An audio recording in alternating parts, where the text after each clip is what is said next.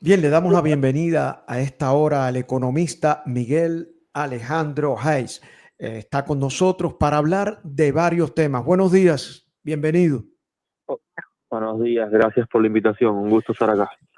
Hay varios temas y vamos a hablar de un tema económico, pero a nivel estatal, primeramente, en el tiempo con que contamos, porque esta semana ha generado controversia, incluyendo por parte del cubano-americano, presidente de la Cámara en el estado de la Florida, Daniel Pérez, quien está presentando objeciones en cuanto a lo que el gobernador Ron DeSantis quiere hacer de permitir que jóvenes mayores de 14 años puedan vincularse a la actividad laboral a cualquier hora del día y demás. Aparentemente esto pretende, entre otras cosas, suplantar el déficit que tenemos de trabajadores agrícolas debido a la deportación o la persecución de personas indocumentadas. ¿Qué representa esto? ¿Qué representaría, economista, tener jóvenes trabajando en labores? Yo no creo que vayan a las labores agrícolas, pero en otro tipo de labores. ¿Qué representa esta mano de obra juvenil en las economías? Sí, bueno, primero creo que habría que dejar claro, ¿no? O recordarle a muchos que ya está permitido en la Florida que menores de 17 a partir de 14 años, o sea, entre 14 y 17 años, realicen trabajos no agrícolas en menos de 30 horas semanales y, bueno, no en horarios escolares. El cambio vendría en aumentar la cantidad de horas, o sea que puede ser más de 30 horas, que se quita la restricción de labores agrícolas y además que puede ser incluso en horario escolar y en horas nocturnas. Es un cambio significativo. Ahora, desde el punto de vista del mercado laboral, si vemos que en la Florida existe casi 1 millón de trabajadores indocumentados, que más de casi la mitad se concentra en los sectores, yo diría que estratégicos y de trabajo duro, por así decirlo, como puede ser la agricultura y la construcción, es prácticamente imposible, matemáticamente y humanamente imposible, que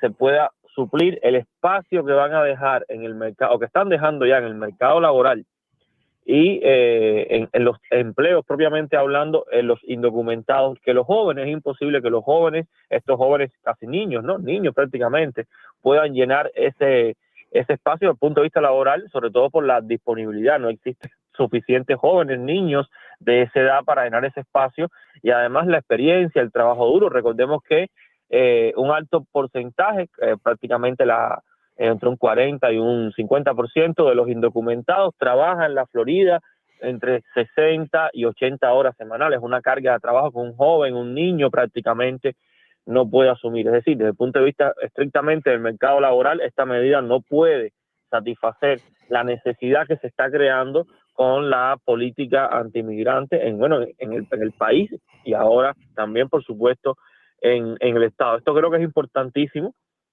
tenerlo en cuenta, es decir, que no es una solución y que puede parecer algo incluso voluntarista desde el punto de vista de llenar fuerza de trabajo, un sentido de fuerza de trabajo dura con prácticamente niños.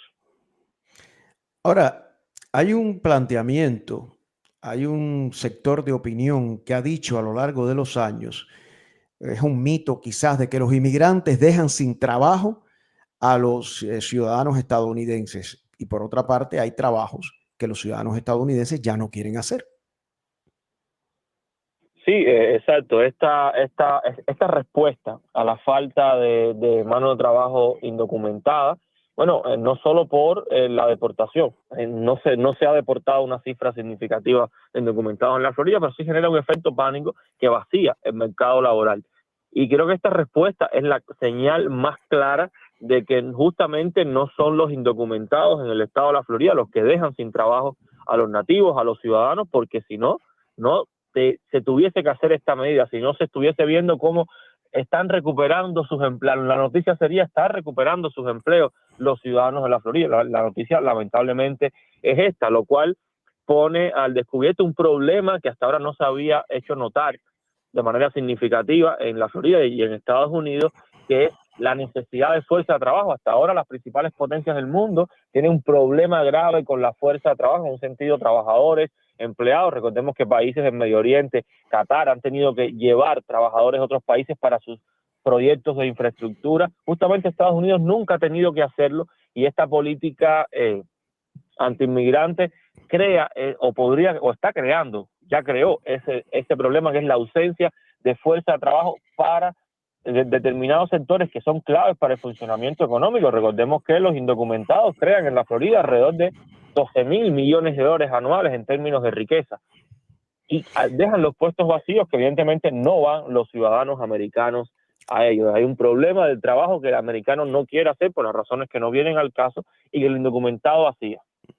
Estamos conversando con el economista Miguel Alejandro Hayes. Vamos a un tema que no podemos abandonar en el tiempo que nos queda. Escuchemos estas declaraciones de Miguel Díaz-Canel en las últimas horas. Cómo convivir con la dolarización parcial, y que realmente la dolarización parcial de la economía estimule el ingreso de divisas.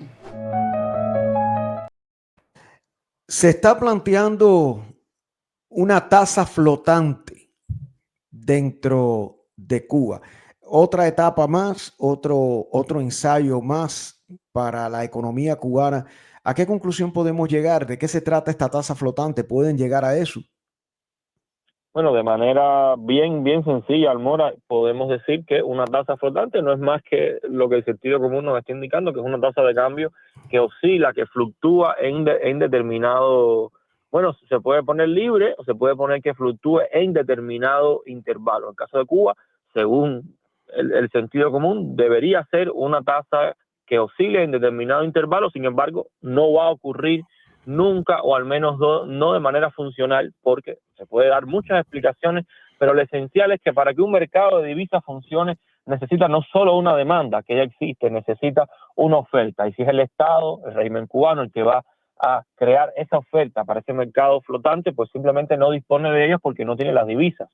Y en el caso de que, es decir, las exportaciones caen, el turismo cae, las remesas caen, no hay manera de abastecer ese mercado. Segundo, que la disponibilidad de divisas del régimen, sabemos que hay evidencia sobrada de que la destina a proyectos de inversión hotelera. El régimen no tiene incentivos en crear una oferta, de coger sus divisas y destinarlas a un mercado cambiario que en última instancia lo que haría sería favorecer, es decir, empoderar a los ciudadanos al tener estos dólares de manera asequible, quiero decir, como se dice en economía, y además estaría dando beneficios a un sector privado al cual le tiene terror, a pesar de que exista un clientelismo político claro y definido en Cuba. Es decir, no tiene las condiciones económicas ni tiene los incentivos para hacerlo, no dispone de las divisas ni del interés para crear un mercado a partir de una tasa de cambio flotante. Este tipo de discurso en realidad lo que hace es jugar con las expectativas de las personas que aún creen en el sistema. Esto es una declaración puramente propagandística, carece de sentido y rigor desde el punto de vista económico, desde el punto de vista de condiciones para políticas económicas.